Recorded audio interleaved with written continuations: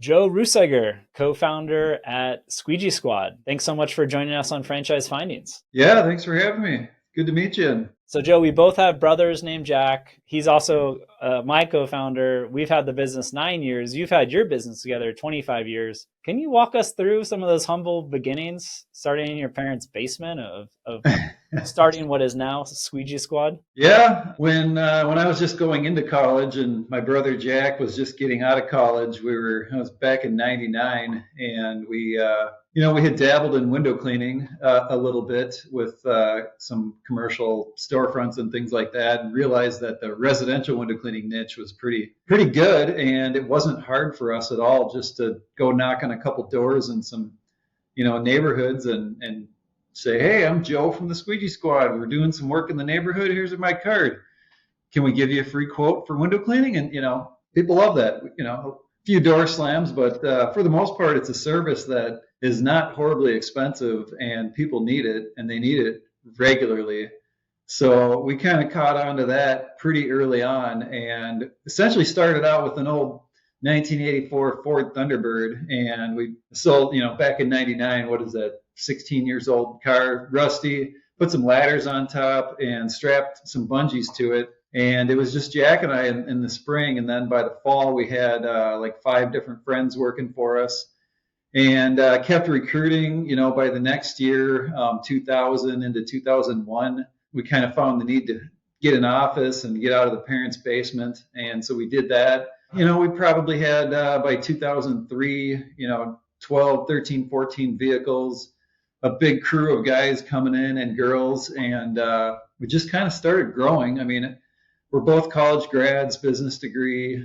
We kind of had a ambition to grow a big business, and a lot of our competitors out there are just kind of mom and pop, one man operations, and so we kind of found an industry that didn't really have any big players out there, and there weren't a whole lot of companies around that grew like we did. I mean, that there'd been a few companies here and there that is just one guy or something like that for the last X amount of, 15 years. So we wanted to grow, and we did. We had developed infrastructure and all of the things you need to do when you're young guys and you don't know what you're doing. And, we took a lot of lumps. We built the company from the ground up initially. And by 2004, I came to Jack, and essentially, I'm not sure how I heard about franchising as a business model, but I kind of said, what about franchising? And we talked about it, looked at some consultants in the industry, and finally we decided, well, let's get an FDD made.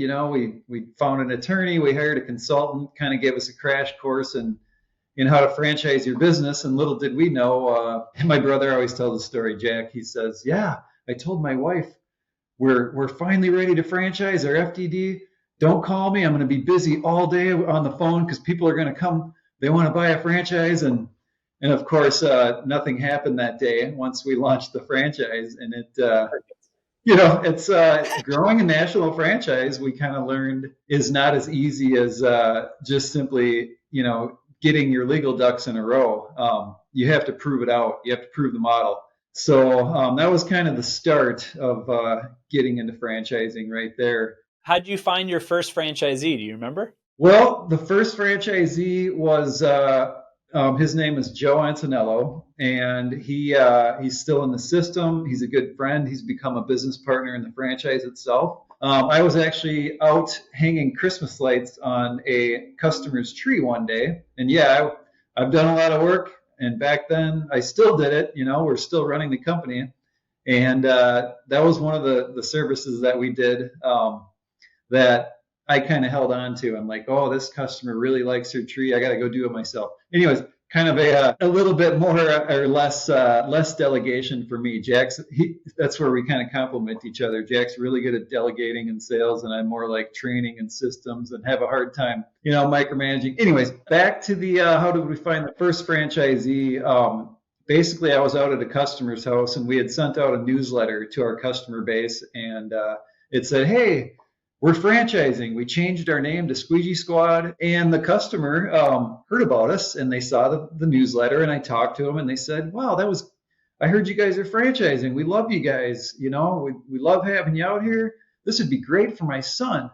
And so, 20 minutes later, the son shows up and we met, and then we met at our office, and the rest is history. And it's been a great thing, a great relationship with them. And kind of bit by bit since then, it's just kind of started attracting more people and bringing people in the system, and little bit by little bit in franchising, it was a tough road. I mean, we took a lot of lumps. We learned franchising from the ground up, just like we learned the window cleaning business from the ground up. And I remember one year I was at my attorney's office, and we were renewing our franchise disclosure document. All franchisors do this every year. And I showed up to his office downtown, tallest building. And he said, "Oh, you're still around." And I'm like, "What do you mean, Kevin?"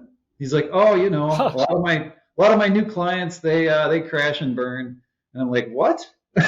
Like, he wasn't sugarcoating it. The reality is, in franchising, I mean, a lot of people try to franchise their business, and it's difficult. You have to really have a good model, and You're not ready for the prime time. yeah, yep. We just kept on at it and kept building and building and building, and picking up more steam. And obviously now it's been 25 years, and we've got a strong model. We have strong revenues system wide, good unit level economics. We've got, let's see, I think we just renewed our FDD.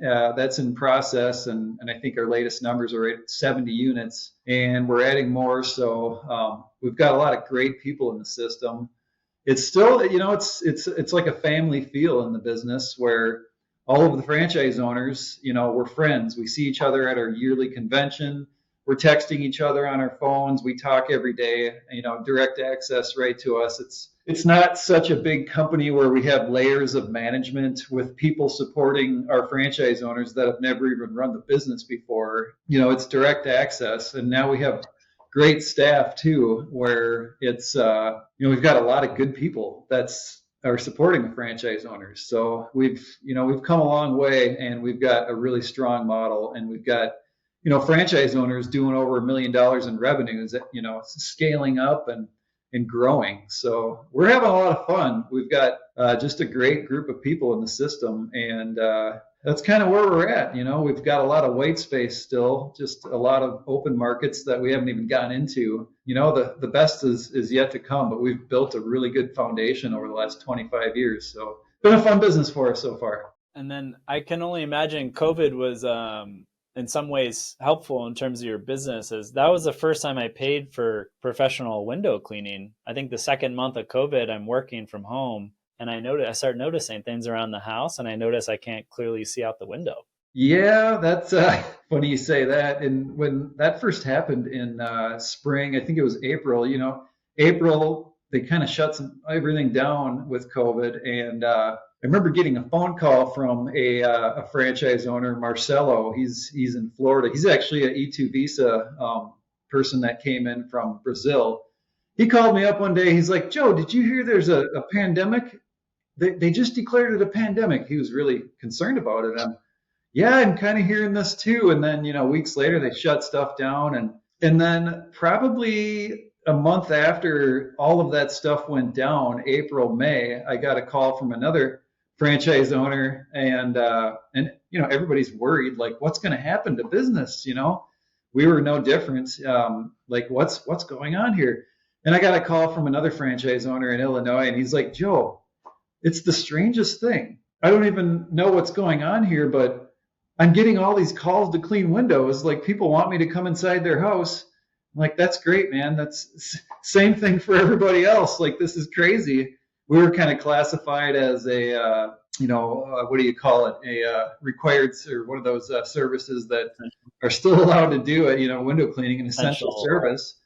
Yeah. And so all the commercial stuff kept coming in. I mean, it dipped a tiny bit, but in our business, we didn't see really any slowdown, and it was pretty strong. It almost helped our business a little bit. And same with all the, the previous recessions, like in 08. We kept growing. So it's, we used to kind of market that it's a recession resistant business. And now we can kind of confidently say and point to our numbers that also a pandemic resistant business, which is pretty cool too. So yeah, we did pretty good. It slowed down a tiny bit, but it was essentially our growth went down a tiny bit, and then it shot back up the next year. But we still grew. We still grew, so it was good. So you have franchisees, some franchisees making over $1 million. Like how much are we talking about starting a Squeegee Squad up? Like what's the initial capital that they should have, including the working capital for the first few months? Well, if you check our FDD, I think it's somewhere between 70 and 165. So there's, obviously there's a range. It's a pretty low cost investment on the grand scheme of things. You don't have to go, build out an office or a storefront or anything like that. That's probably one of the most attractive things why people like the business is you can scale up. It's a really scalable business where, yeah, we've got franchise owners that are doing over $1 million. We've got, a list of them. If you check our disclosure document, so it's something where it's repeat business. So you go out, you get some customers, whether they're commercial or residential, and you get, they'll repeat a couple times a year. And so you go out, you do some marketing, you go do some selling, you get some customers. Those customers keep coming back every season and you get more customers. And as you get more customers, you hire more people. And the growth curve should just kind of go like this steadily as you grow. And there's some things you can do to pump it up and, have faster starts and more marketing and stuff like that. But that's really a lot of people are attracted to this business because it is so scalable. And, again, we've got franchise owners that have been around for not a whole lot of time, over $1 million. So it's a fun business. We're looking for people that want to grow a business like we did, that don't just enjoy washing windows in their, as a profession. So, and we've been finding a lot of people, and a lot of people have been finding us. We don't really do a whole lot of marketing in franchise marketing. I mean, we know a few consultants here and there that we work with, but really it's just a lot of organic growth.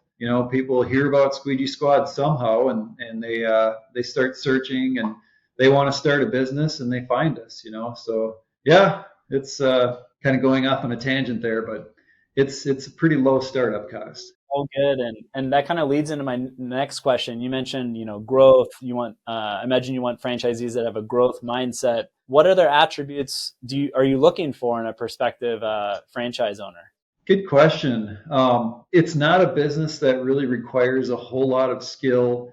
You don't need any unique experience. We look for people that are, quite frankly, that are going to be good to work with, that have that kind of drive to want to go out and build a business. And in hiring for window cleaners, we always tell franchise owners, like, hire good attitudes, because window cleaning can be easily trained. We've got a lot of good training stuff for all the franchise owners. I mean, they can just have one of their new hires come in and watch a few videos and spend a half day doing some stuff that we've already engineered as far as getting window cleaners up to speed. And then they go, have them go to do some houses or whatever else. And we tell them, just look for good attitudes. That's who we want to work with. And we do kind of the same thing in the franchise, is we look for people with good attitudes. And people that are going to be good to work with, people that want to work with us and our team and kind of join the fun culture that we have. So it really doesn't take a whole lot of special experience or skill. We've got people in the medical profession. We've got young people. We've got people that have bought and sold, successfully, sold their businesses before, looking for the next thing. So we've really got just a wide variety. We've got people moving in from other countries that are looking for a good business that isn't a whole, a huge investment, that just want to start something and settle down and start a new life. So we've got a good variety. We've got just a lot of fun people that we're working with in this company. What do you think distinguishes your firm? Because I know we have one client that invested with Squeegee Squad, and we have many others that are in the process of evaluating your franchise opportunity. What do you think picks their interest, and why Squeegee Squad? Well, I mean, it's like I said before, it is a fun business. It's being outside, it's talking with people, it's lightweight, you don't have to spend a whole lot to do it, and you can scale up. I mean, window cleaning is it's not glamorous, but it is an instant gratification type of service where people need it. It's not hard to sell it. You can go door knocking like my brother Jack and I did back in the day, and you can start with nothing and come home with $1,500 worth of work at the end of the day. And in today's terms, that's probably more like 3 grand. But we've had a lot of salespeople, door knockers, just come home with a lot more than that just by going into neighborhoods. And one of the coolest things that people like that really differentiates us as a company is the commercial niche that we do. So we're really the only franchise in the country or in the world, that goes after the biggest contracts. I mean, I have some sitting in our conference room here. I kind of have some vintage high-rise window cleaning pictures, and it's kind of fun. This is one of our conference rooms here at the office, but there's nobody really doing that and doing it on a franchise, in a franchise brand. So it's not just, hey, grow $1 million window cleaning business. It's, hey, let's grow a huge window cleaning business, but then let's add the commercial too, where you can go knock on a door with find a building, knock on a door, figure out who manages the building.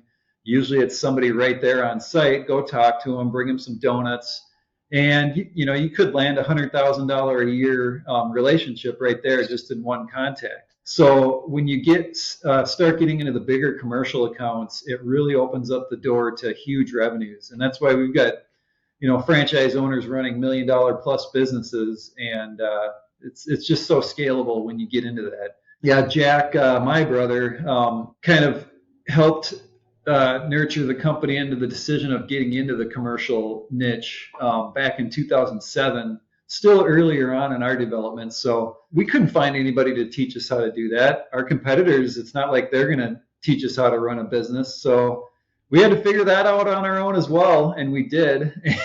We took some lumps. We worked for free some buildings because we didn't know how to bid it. And that's kind of just one of the support services that we provide now, and why people want to work with us and see the value, because it's when you're going after huge commercial contracts. I mean, we do government contracts, we do huge corporate campuses, we've done hospitals, sports stadiums, airports, anything in between. And it's not all just super scary high-rise buildings. A lot of it, like most of the big commercial stuff, might just be, a 3-story campus with, maybe there's a 6-story building here and there's another 4-story building there. And so it's just a variety of access, rope access or aerial lifts and things like that. And so that's something we do. We do it really well. We've got a great support system, and we've got great people working for us and with us to help franchise owners just break into that so much easier than we did. I mean, we have franchise owners that go back to their markets and all of a sudden they have a huge commercial contract, and it's like, what better reason to get into a Squeegee Squad franchise than having, $150,000 customer right there, just right out of the gates. So it's doing the commercial stuff is really, really differentiates our brand from anything else. So that's how we've built it. Joe, is there anything that we didn't discuss today that would be quite relevant for prospective franchisees, or any common questions that you received that you'd like to answer? I guess if somebody's interested in this business, I would invite them to just contact us, and we can tell them anything they want. And there's a lot of different questions and just a lot of different Q&A for different people. So I'd say, if they're curious about the business, hopefully this, interview is helpful to kind of give a little bit of info. But I'd say, they should reach out to us, and we can answer any question they have, give them a crash course on how we get clients and do business. And if they want to do it, I'd say maybe schedule a trip out to Minneapolis, and let's meet each other and see if it's a good fit. Thanks for that, Joe. We'll include in the show notes a link to your franchise specific web page for people to get access more information, as well as the profile that we have on Vetted Biz. Joe, I just wanted to thank you for your time today and really appreciate it. Yeah, thanks, Patrick. Thanks for the invite.